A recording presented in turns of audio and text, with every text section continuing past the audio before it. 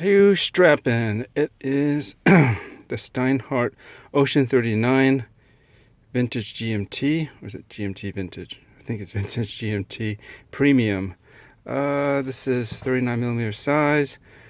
This is not a review, just a quick wristwatch check and strap of the day. And it is on the optional Steinhart Jubilee.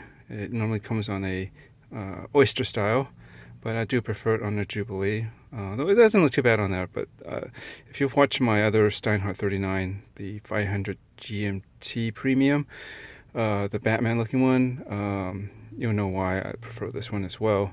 Overall, pretty similar. It's just that we got this new, it's actually a new case. This is the first one that does not have the crown guards in 39, and with drilled lug holes for that matter. I don't think there's any other 39s that have drilled lug holes, but I'm pretty certain that this is the first one that does not have lug guards, because crown guards, sorry, because it is more vintage inspired. This is really referencing probably the first Rolex GMT Master.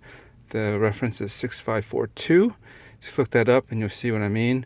Very, very similar, almost the same case size. I believe those were 38 and this is a 39, so it's not too far off, and it's 39 is a good size. Yeah, it's pretty cool. It does not have a bakelite bezel, and I don't think any modern watch would, because it's not really that stable or resilient a material, and that's why they switched to aluminum later on the Rolex, that is. But this does use a ceramic bezel, and it is fully lume, which matches the I guess the effect that the original bakelite bezel had on the Rolex 6542. So that's pretty cool. And overall, this has a very nice vintage look to it. It's the black is not really a full black dial. It's kind of like a really dark, warm gray. I mean, when I say that is that it's like a charcoal, but it's got this, some lights, it almost looks brownish, slightly. Not too much, but yeah. So that's why I say it's kind of like a warm gray, a really dark warm gray. But that matches the faux patina that's on the dial, indices and the hands, and also in the bezel insert. Again, it's fully lumed, and the GMT pointer hand.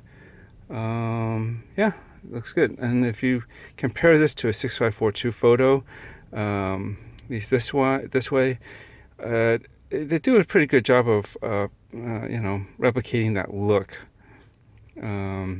overall, with the coloration of the patina and the index markers and that kind of half, I guess, railroad around the outside, and I guess the tone of the Pepsi bezel too. They tend to look kind of faded and or darkened, which is very similar to this looks like. So yeah, I think overall it imitates very well.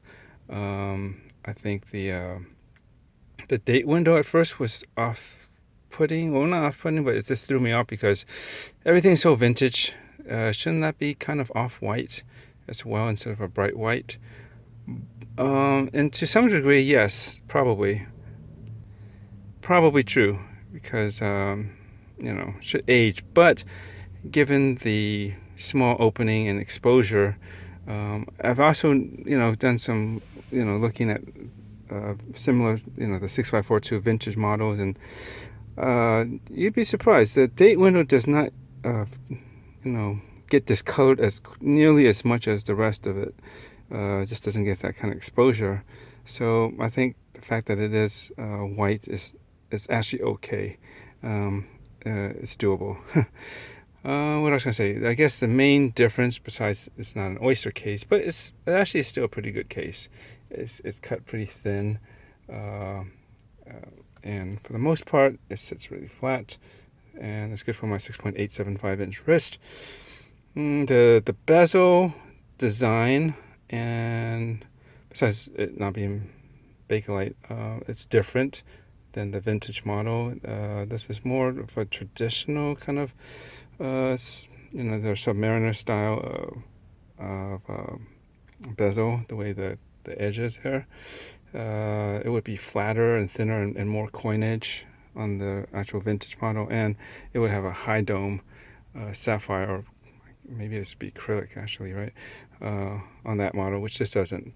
The Ocean 40, the Ocean 1, the 42 millimeter version of their line, I used to have the dual time Vintage Premium, which is very much like that. It has a dome sapphire and like the really high dome. This is a slight one, but the one that kind of has like almost like a box sapphire and a like coinage bezel. It's very thin and it's aluminum bezel. It looked really good, and silver dial, so it's different, and I really enjoyed that. But that size, not so much the 42, but I think the length to length on that, plus the relative straightness of the lugs. You know, it doesn't really curve down as much as some other ones. Other watches of that style would, you know, make it a little bit big and kind of juts off of the rest just a bit more than I'd want. And so that's why this 39 is actually a really great size. I'm going to have a review, and a double review in comparison with this and the Squale 1545 30 Atmos red blue, you know, Pepsi Ceramica GMT watch, which you've probably seen on previous What U Strappin, and it'll be interesting to do a review of both of them and a comparison at the same time. I really like both, but they have their plus and minuses, and I think don't need, but I should only keep one, and it's gonna be tough deciding which one, and I'll explain when I get to that video, which hopefully will be up later. All right, that's it. Went on longer than I wanted, but this is a new one. I just wanted to kind of go over a few things, initial impressions, real quickly, and that's it. All right, thanks, bye.